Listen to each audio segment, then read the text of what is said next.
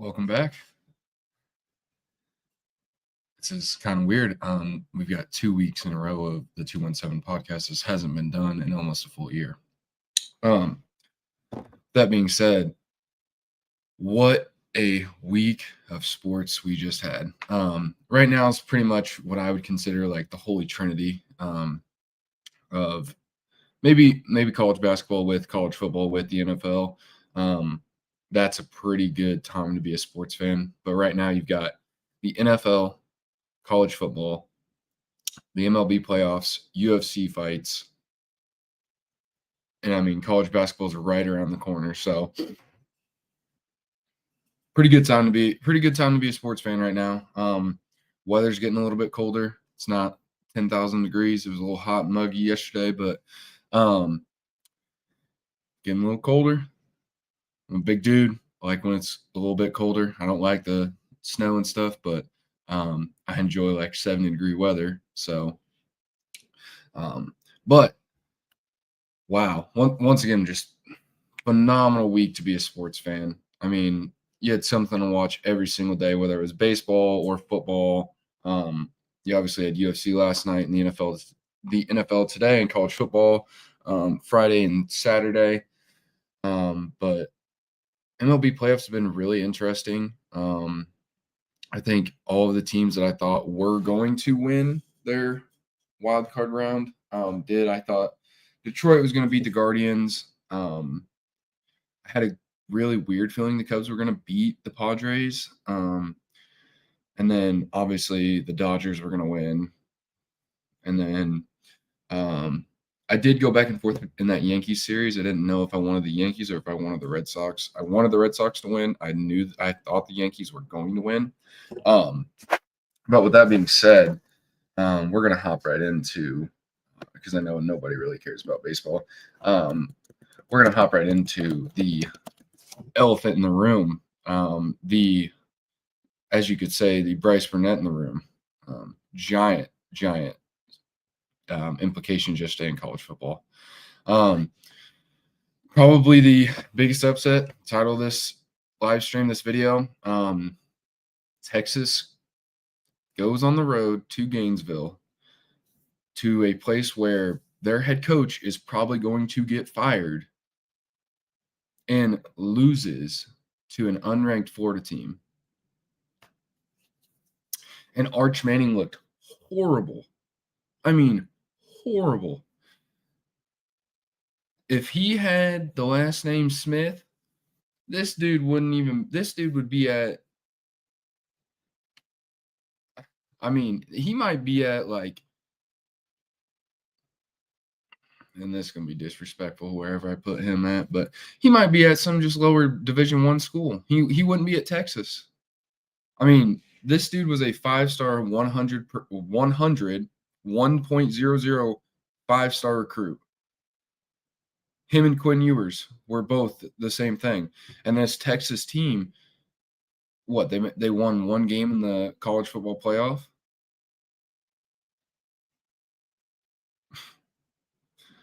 I don't get it. Texas is not back. I've said that for a while. I don't personally think that. I think Sark's a good coach. I just don't know. It's like when you watch them, they are so inconsistent every week. It's incredible.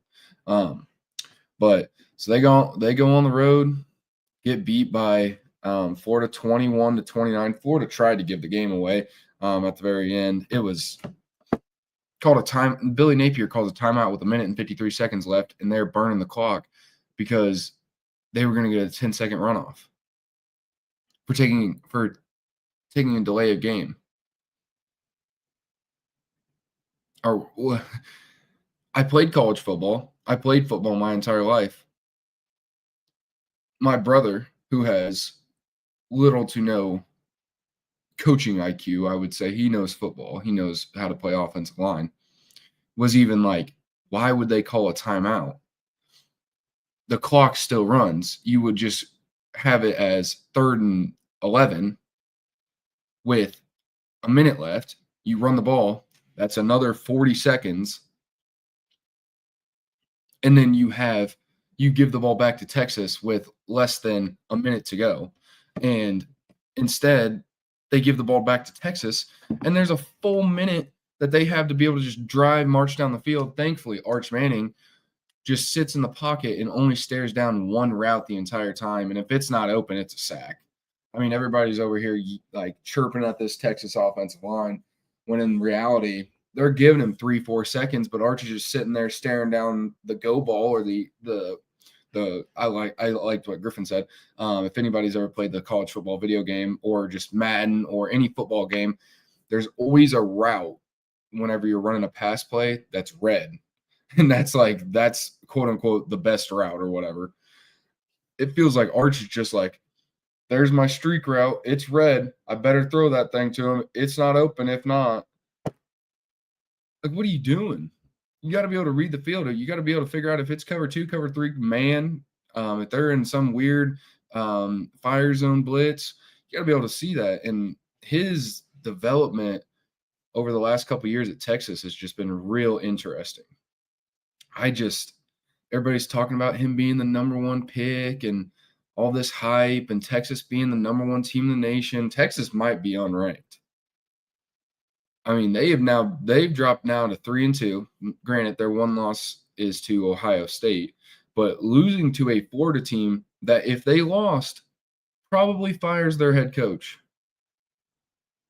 Like, it's not the worst loss of the weekend. We're going to get to that because there was one other game that, oh, dear Lord, there might be some shakeup in college football. But, I mean, you look at it, you look at the box score, oh, yeah, Arch 16-29, which is the biggest thing. I mean, that's just horrible. Throws for 263 and 2 tuds. Also throws an interception. Oh, but he can run the ball. He had 15 carries for 37 yards.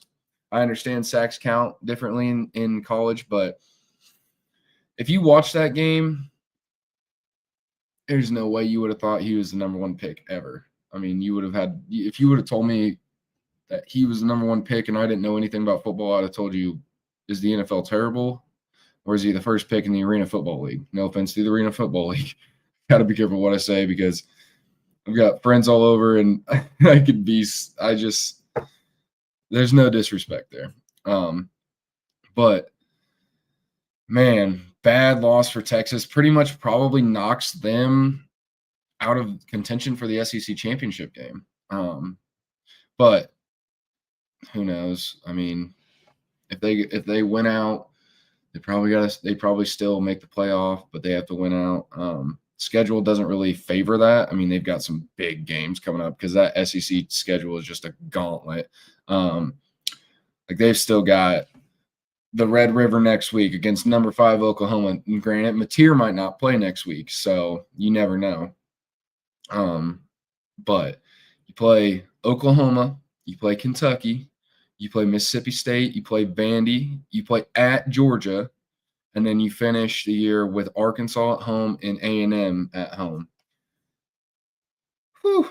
I mean, say you split between A&M and Georgia, you might be able to get up there, but I just highly doubt it. Losing to that Florida team, they've got probably one of the easier schedules out of the SEC because, I mean, there's some teams that just play like Bama, Georgia, A&M, Texas. Like some of those teams in the SEC just get such an unfair shake. I'm like, man, that is horrible. But, yeah, that's my take. Arch Manning's terrible until he can figure out how to hit his second read, third read, fourth read the actual defense, not just stare down one route the entire time. And he's got to be more precise. I mean, he's got a rocket cannon of an arm, but some of the throws he makes is just like, what are you doing? Like, that's a horrible ball. Like, his second pick was just literally thrown 10 yards over the receiver's head, was not under pressure, and just throws it right to the safety. Thankfully, Florida could not. I mean, even with DJ Lagway having a great game, I mean, he looked legit. He looked like the DJ Lagway that everybody expects to play. But still, I mean, man, Texas looked bad. I mean, they were at one point in time they were down 19-7. And there was never at any point in the game where I thought that they were out of it just because it's Texas and Florida seems to collapse. But I mean, Lagway, 21 for 28, almost eclipsed 300, had 2 tuds, and he had one bad interception. Didn't run the ball as much yesterday, which was really weird. I don't, I don't know. Florida's in such a weird spot. They gotta. I think they got to move on from Billy Napier. I think Billy Napier's a good coach, but I don't. There's going to be so much college football shakeup. So many coaches are going to be gone. Speaking of which, UCLA comes out 0-4. They fire their head coach. When you pay Nico, I'm not going to try and say his last name. It's too hard. When you pay Nico all this money to come here and be the saving grace of your program, and you start the year 0-4 and you look horrible and you lose really bad to a lot of really bad teams, well, guess what? Then you get your get back and become a 1-4 team in the Big Ten and take down number 7 Penn State, who just lost last week to Oregon at home, and you take them down 42-37. I mean, this game was interesting to say the least. I mean, Penn State was down 27-7 at the half. They came back, but I mean, Penn State is one of those teams that I say every year that's just seems clinically overrated. I mean, they come in the year all hyped up, whole year. Oh my God, Penn State, blah blah blah, top 5 team, top 10 team, whatever.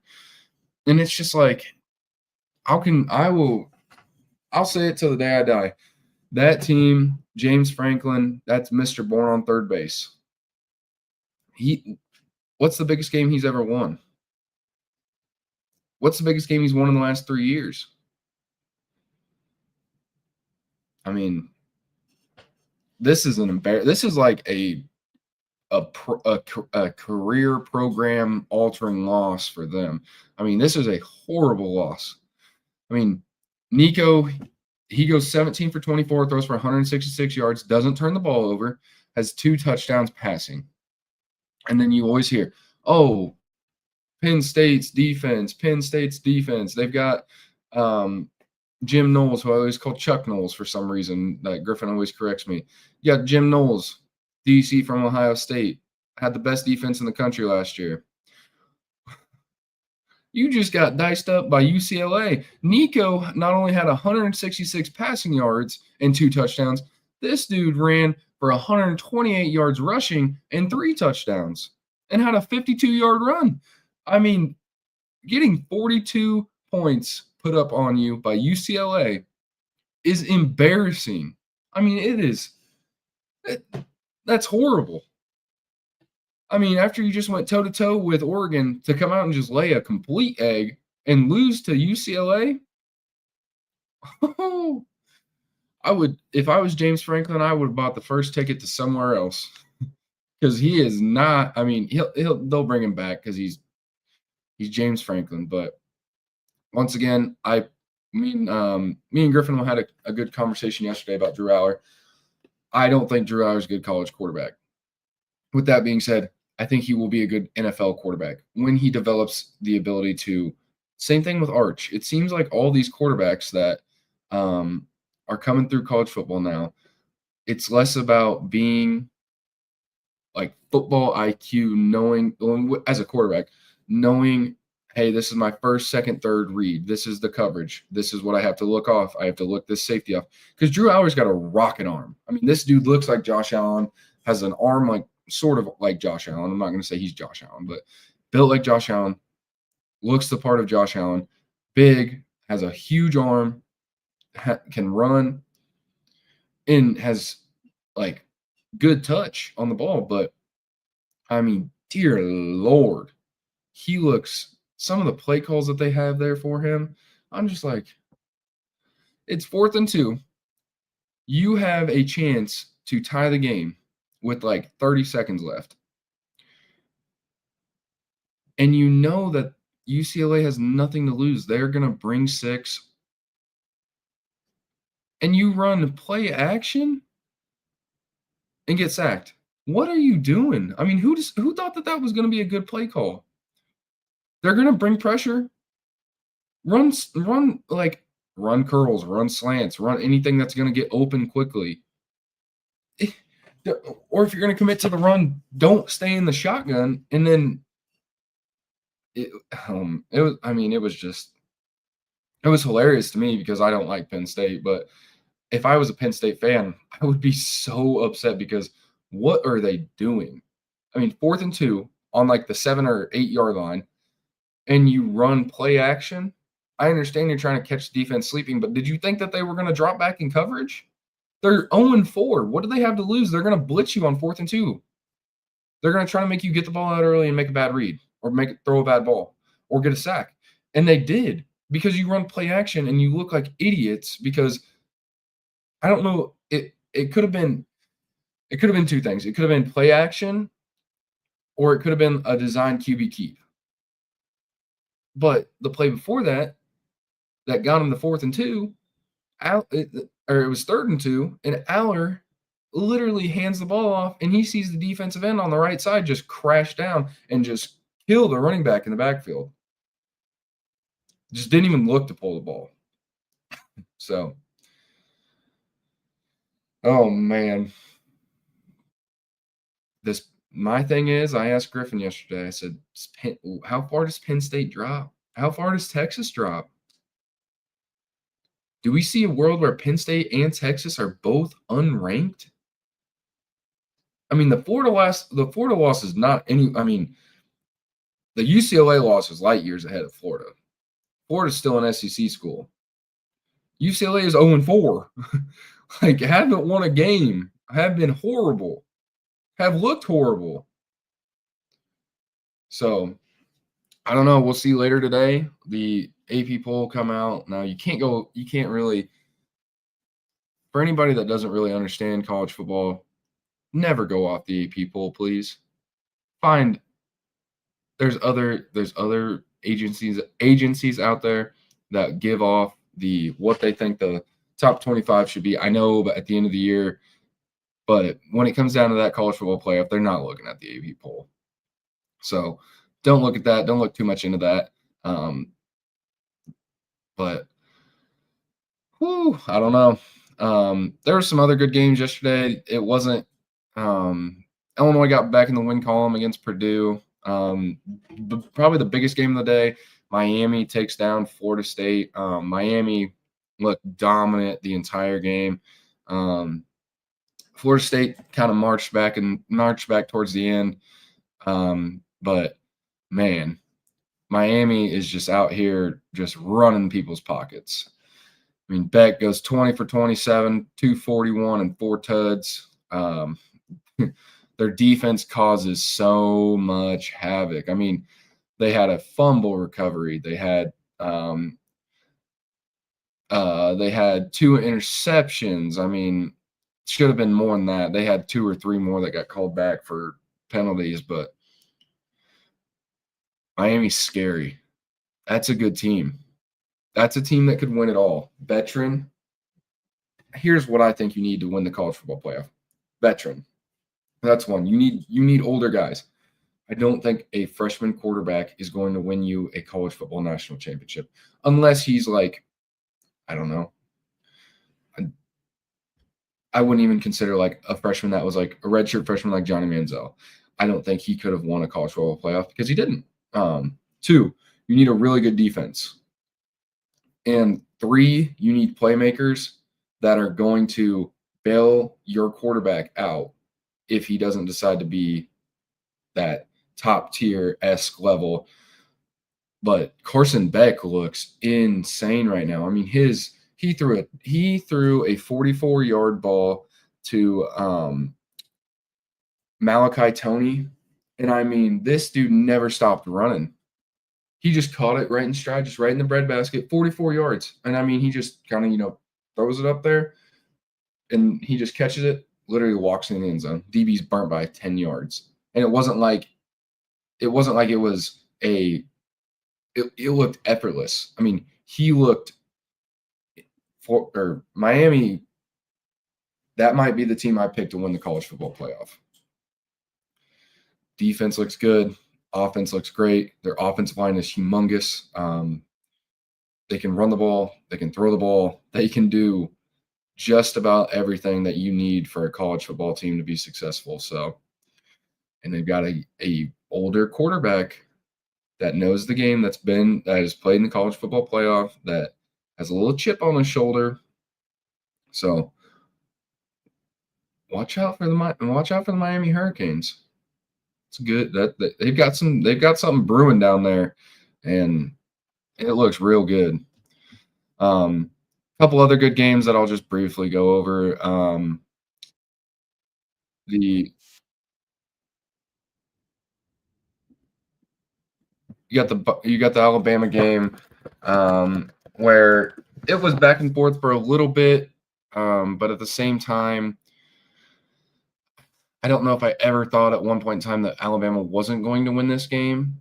They kind of dominated, but obviously it's Vandy. Vandy shows those flashes of being like an upset-ish team. That's where I don't think that they're ever like a competitive team for like a college football playoff spot, but they're a very good team that could upset any SEC team any given week because of the fact that they have Diego Pavia, who any given week looks like a man on a mission, could go out there and just win you the game by himself.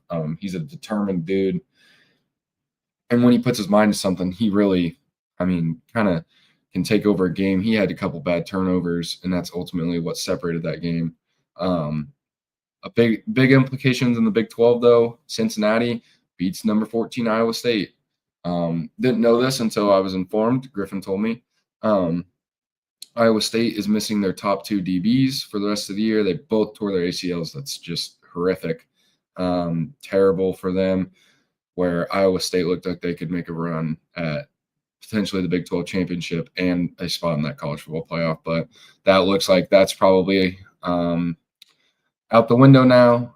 Texas A&M takes care of Mississippi State. That game was close for a little bit. A&M pulled away towards the end. Got a good win at home. Mississippi State's not a bad team, like we went over last week against Tennessee. And Texas A&M really could push into that top 4, top 3-ish area if something crazy happens next week with Indiana, Oregon, or with Illinois, Ohio State.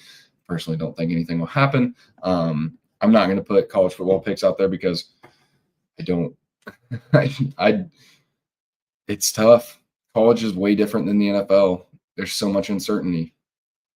I don't like next week. Indiana plays Oregon. Game day is going to be there. It's at Oregon. You think, oh, it's the number 2 team in the nation, Oregon. They'll take care of them. Them Hoosiers, that's a good team. Seen them live. That's a good team. Indiana's good. They could really give Oregon a run for their money, especially when Oregon went back and forth against a Penn State team that once again lost to UCLA. That Oregon win against Penn State does not look that great anymore, especially because they took them to overtime. So at this rate, Oregon beat Penn State by, I believe 6. And UCLA should have beat Penn State by 7. And I hope that none of my friends are on here now that I just said that, because they're going to blow up my comments about the 2 numbers that I just said back to back. But last thing I'll do for college football, Notre Dame. It's my school. That's the school that I absolutely root for every week. They beat Boise 28-7. Not a lot to say. Not a impressive win, in my opinion. It's a good win. It's not an impressive win. It's not what we need to get in the college football playoff. That's all I'm going to say. And then I'm going to recap a little bit of the UFC event last night. Like I said last week, I'm a big UFC guy, kind of a casual. I know most of the big UFC stars and a couple of the under guys, but I'm not going to sit here and say that I know everybody that's on the roster. But a couple of fights that I'll mention. Joe Pyfer wins by submission. He was a pretty big dog in this fight, and looked really good. Kind of took down Magomedov, and that was kind of one of the things where I'm sitting there and I'm like, okay, well, I mean, I don't necessarily know, because anybody that's from Dagestan or from the small like countries in Russia, they're usually really good wrestlers. Like you have Khabib, you have Islam, you have Umar. I mean, you have all of these like guys that dominate because they're very good at wrestling and grappling and submission attempts and jujitsu and all this stuff. And so when I saw him take him to the ground, I was like, ooh, bad news. And then he chokes him out. So I was like, hey, Joe Pyfer, big win, moving up again, 3-fight win streak, looking pretty good in that middleweight division. But at the same time, you got to remember who's at the top. And nobody is beating Khamzat Chimaev. So, but next fight, obviously I know Josh Emmett, he's been in the UFC forever. Gets submitted in round one. Kind of had that feeling that that's how that fight was going to go. But not a whole lot to say there. Youssef looked really good. Just got him to the ground quick, put his lights out, tapped early. It's just over. And then the big fights. Yuri Prohaska fights Khalil Roundtree. I personally sat here and said Yuri is going to win this fight. I felt that Yuri was going to win. I go to Griffin's house, and Griffin tells me that Khalil Roundtree is going to knock Yuri Prohaska out. Well, Griff, I told you sitting in that chair that I was like, I think Yuri wins this. And he goes, no, I think Khalil wins this. I think that he's the better fighter. I just said, okay. So we bet it and we lost. So thank you. That's all I got to say. But Khalil wins the first 2 rounds, looks dominant. Yuri's kind of getting pieced up. He's holding his hands really low. He's kind of looking like the Yuri Prohaska of old, where instead of putting his hands up here, he's got him down. He's got him down more at his chest, and just kind of is getting hit in the face by some big shots, getting the leg kicked a lot, and just kind of looks like he didn't really have a game plan. He didn't really know what he was doing. He kind of was freestyling in there. And then the 3rd round comes out, and it's like all of a sudden Khalil Roundtree is just gassed. I mean, out of every ounce of spirit that he had coming into this fight was gone in the 3rd round. Yuri just started piecing him up with shot after shot after shot, and ends up getting him in the clinch and just knocking Khalil's lights out. I mean, just one of the most brutal knockouts I've seen in the last year or two of UFC. And Yuri's right back. Him and Olberg are right there for contention for that light heavyweight fight, which we'll get to that fight here in just a second. But Yuri's right back in that contention for getting a title shot. Probably not next. Probably after if it's Olberg versus Pereira, Yuri's probably next. We probably get to see that fight again, which I don't know. I don't necessarily know if I love a trilogy between Ankalaev and Pereira, but it might be closer to what we're going towards. I think Olberg probably gets one, and then I think Ankalaev gets another title shot just because he's former champion. He did beat Alex in the first time, and now it's 1-1, but we'll get to that. Merab versus Corey, the Sandman. Corey wins round 1. And I'm sitting there and I'm like, oh, boys, like stuffed Merab's takedown, got taken down 1 out of 2 times in the round. And it was late in the round. It kind of didn't really matter a whole lot. And Merab kind of like for the first time in his career was like a little, I mean, he looked like Merab. He was dancing around, jumping around, just being the machine. But he had kind of that scared look in his eye where he was like, ooh, I don't know. This dude, I mean, Corey looked good. His jiu-jitsu is really good. He's a good striker. He's kind of a good all-around UFC guy. But at the same time, if he was a UFC champion, I mean, I don't know. He could be one day, but I don't think it's any time when Merab's in this division. Merab ends up just kind of being Merab, taking him down. I mean, I'm pretty sure he had like he was 20 of 37 for takedowns. I mean, 37 attempting 37 takedowns is crazy in the UFC. Which Merab, first UFC fighter ever to have over 100 takedowns in a career. I mean, the dude's the machine. He's the bantamweight goat. There's no discrepancy there. But I mean, Merab landed more sig strikes, more total strikes. I mean, it was so lopsided. The fight felt closer than what it was. Corey kind of came alive again in the third round, or the fifth round, excuse me, and looked a little bit better. He did hit Merab with a big shot towards the end of the fight, but obviously it doesn't matter because I don't know if anybody is going to chin Merab to the point where they knock him out. I just don't think that's going to happen. And then the biggest fight of the night, the main event, Alex Pereira versus Magomed Ankalaev. Magomed was the champ. He had just come off beating Alex about a year ago. Around this time, I don't necessarily know when the last time they fought. It might have been in March. I can't necessarily remember. Once again, CTE tax, but Pereira knocks him out. I mean, Alex looked vintage. Knocks him out with a minute, or knocks him out in less than 90 seconds. I mean, the one thing that looked different was Pereira came out with a little more energy this time. He didn't sit back in the pocket and kind of wait for his time. He kind of took the fight to Ankalaev, and I think that's really what determined that. Magomed really couldn't get him in the clinch, couldn't really take control, and Alex brought the fight to him. Pieced him up, hit him with some big shots, hit him with a huge right hand that ended up dropping him. That pretty much ended the fight. And Alex Poatan,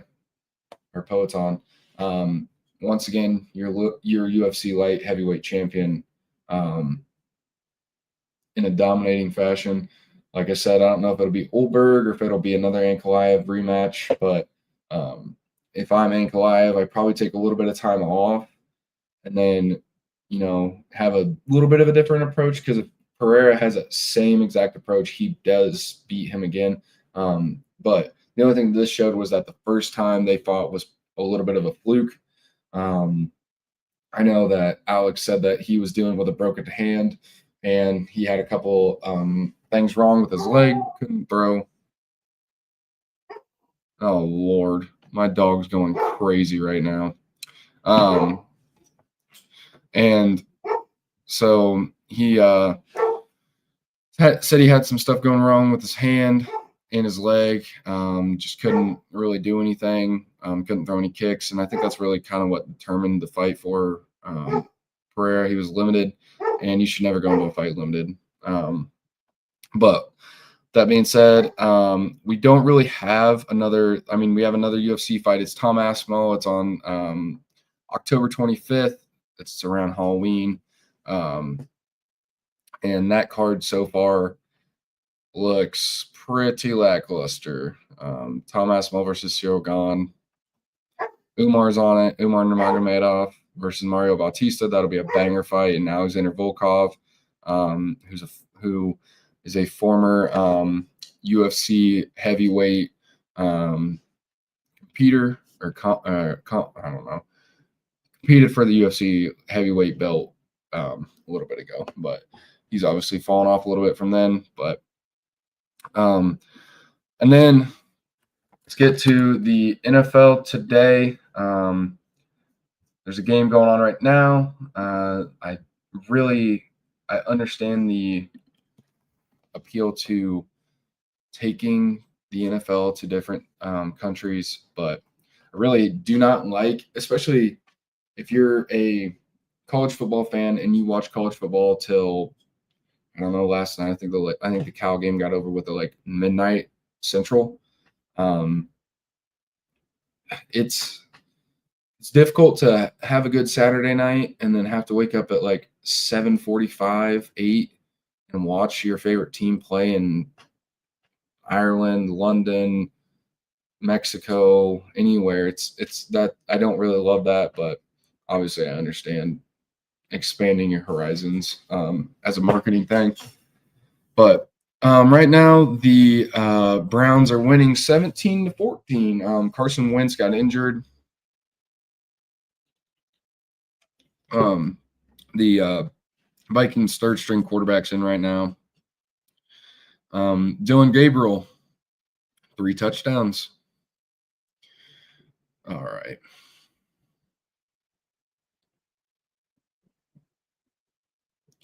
Are we serious? Like, this is what we're doing today, Riley? All right. Yep, not playing FIFA with you later.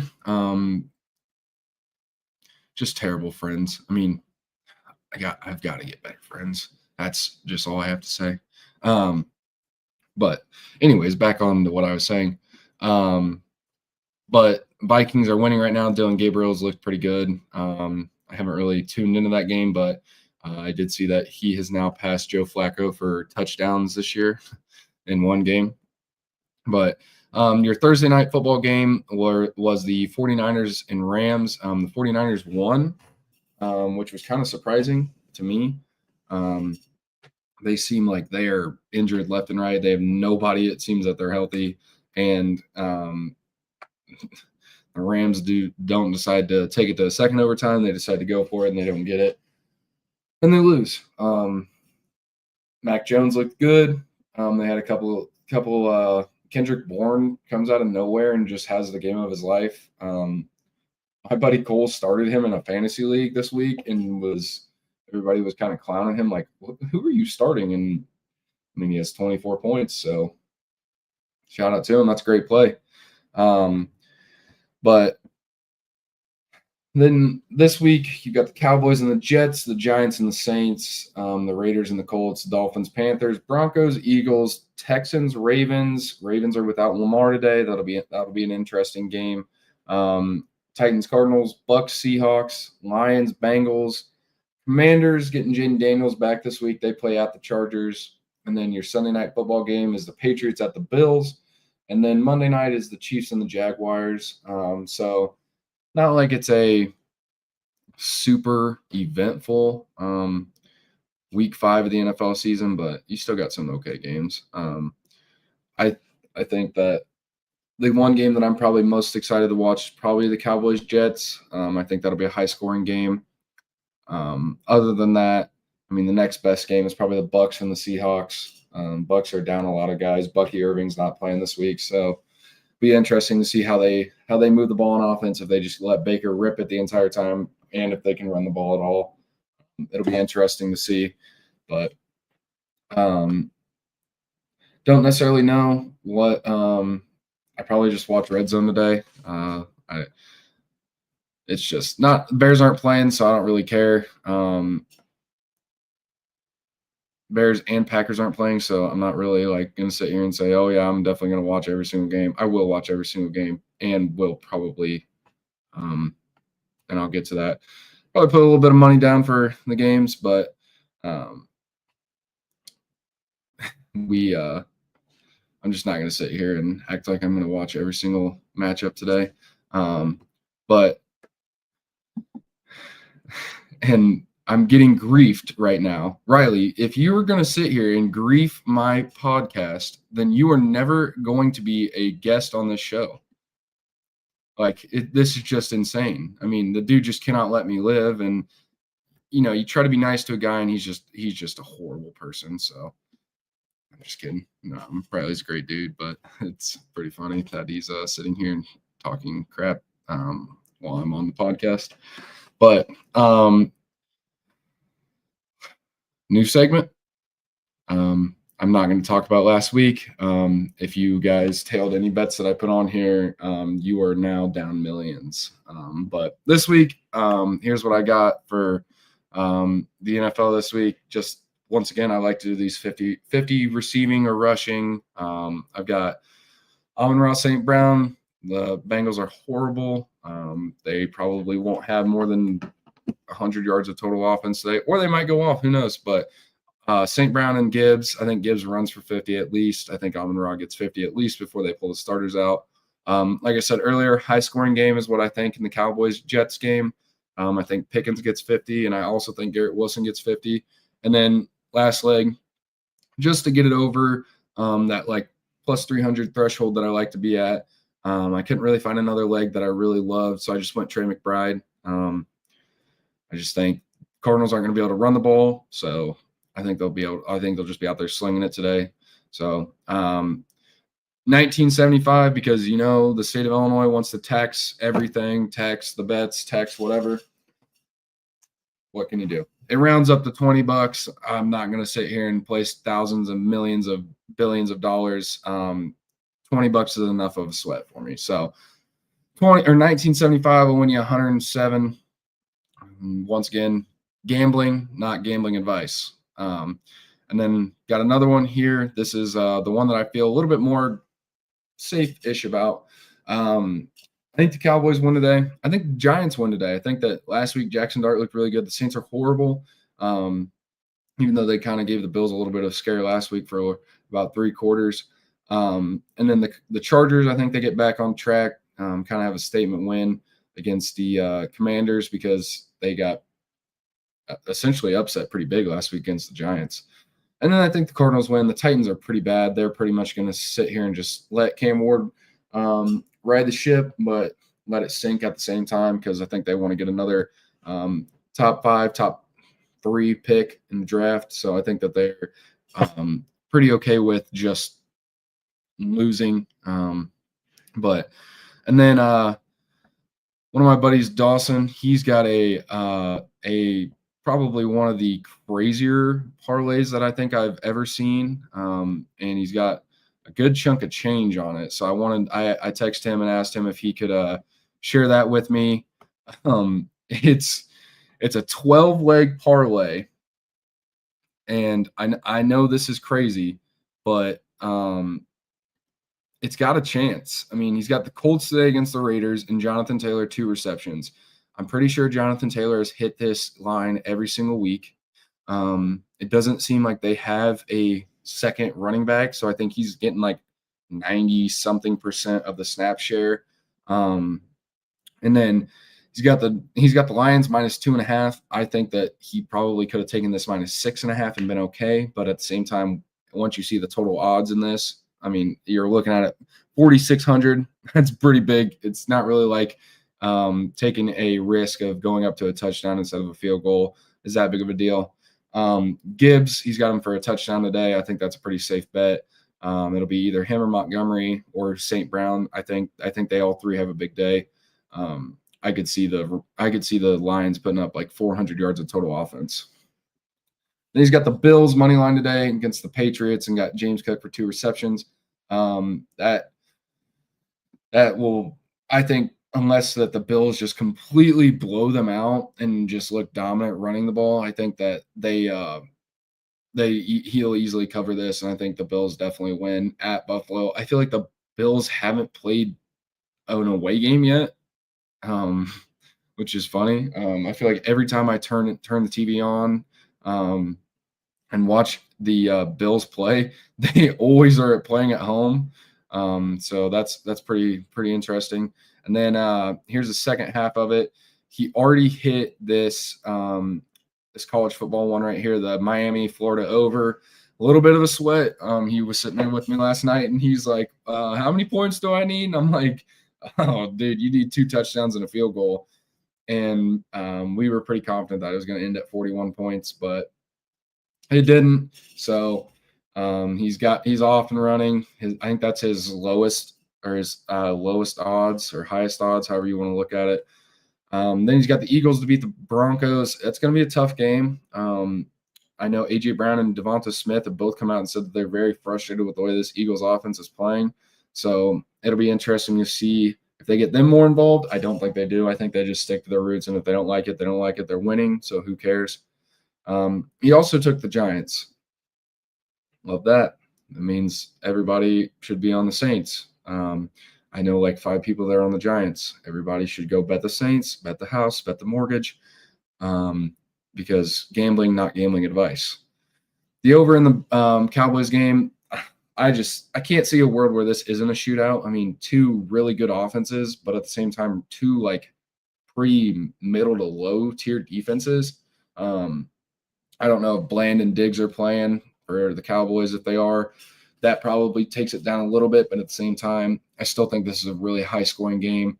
And I just hope nobody gets hurt because the Jets and the Giants just refuse to change the turf at MetLife. And we just continuously see players get hurt on that field. I mean, Malik Neighbors tears his ACL last week.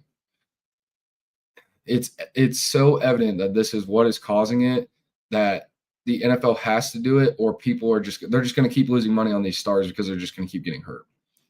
But I'll get off my soapbox about that. Cardinals to win and Chiefs to win. I think that Chiefs game's a little interesting. I don't know why the line is that close. I know the Jags are like 3-1 or 4-1. I think they're 3-1. But at the same time, that line kind of scares me a little bit. So don't know. But yeah, that one, it's going to pay a lot. I don't think he has it doesn't have the total payout, but it's a good chunk of change. So rooting for him today, probably keep an eye on that. And then I had one other thing to say. I don't know. CTE text once again. But I was gonna say, two big injuries in the NFL last week. Malik Neighbors tears his ACL, he's done for the year. And then Tyreek Hill might have had a career-ending injury. I mean, he dislocated his knee, tore every ligament, his ACL, his MCL, his PCL, his LCL, tore both meniscuses. I mean, that is just a brutal injury for a guy that relies on cutting and speed to be his like number one attribute. So obviously wish him a speedy recovery, wish Neighbors a speedy recovery. The NFL is better when the stars are playing, but obviously injuries are part of the game of football. That's kind of what happens, which I also learned today. One of my good buddies, Haven, plays football down in Missouri. He texted me and my boys today. He was one of my college roommates. He's from Illinois, he's from Tuscola. Texted us and told us today that he's got to have season-ending surgery on his knee. So wish him a speedy recovery. Injuries suck. I went through too many of them. I don't want to see anybody injured. That's just a horrible thing to happen.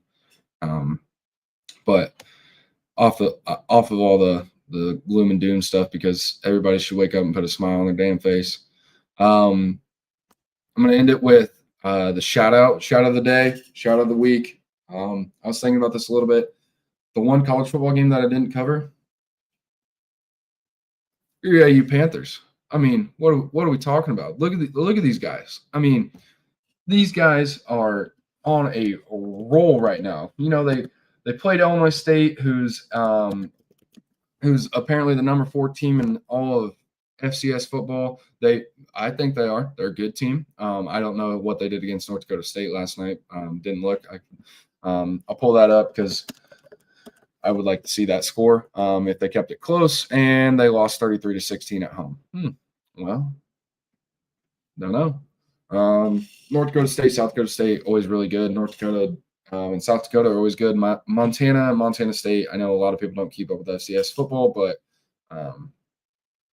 you play FCS football, you know FCS football. So, but back on the Panthers, 31-7 yesterday. I mean, shout out to these guys. I don't know what they got down there in the water, but they have completely turned this season around. They're now 3-2. After losing to Indiana State, everybody was kind of me included. I'm not gonna lie, me included, was like, they might not win another game the rest of the year. These boys came out and they won. They beat Tennessee State yesterday, who usually is pretty good. Now, granted, Tennessee State did lose their head coach.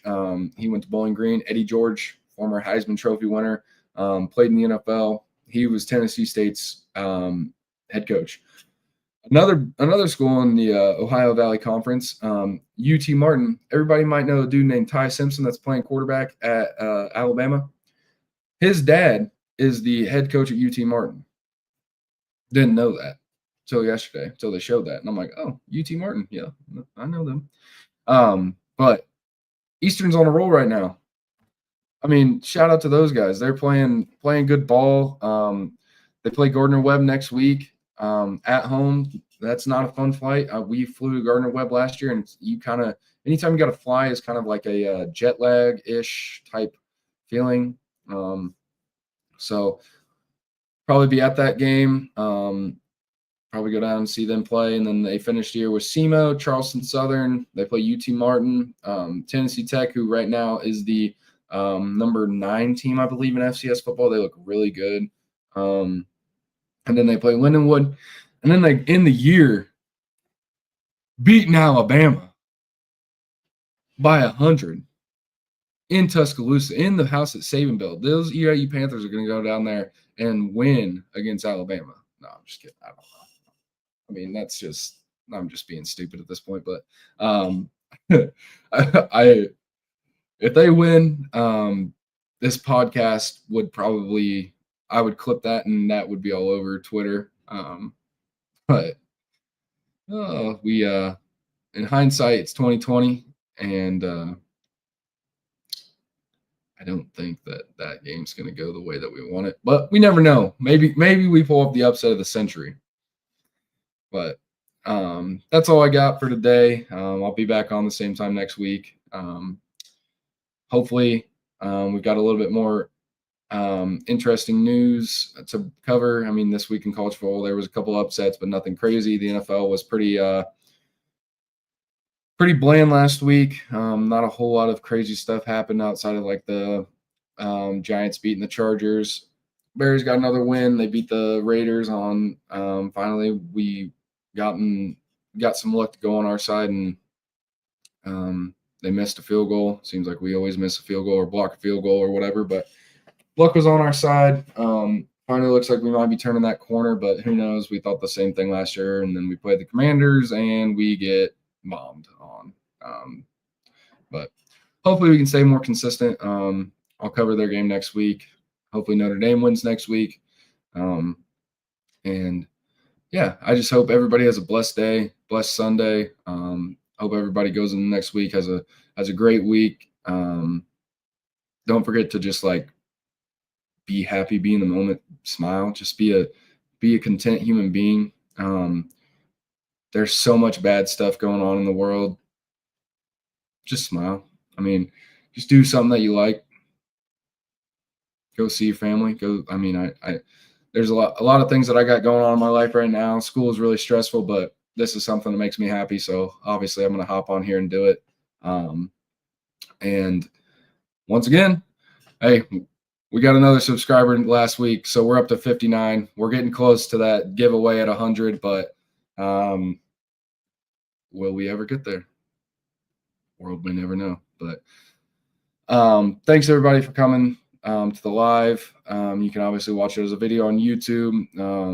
And until next week, I will see you guys in week 6 of the NFL season.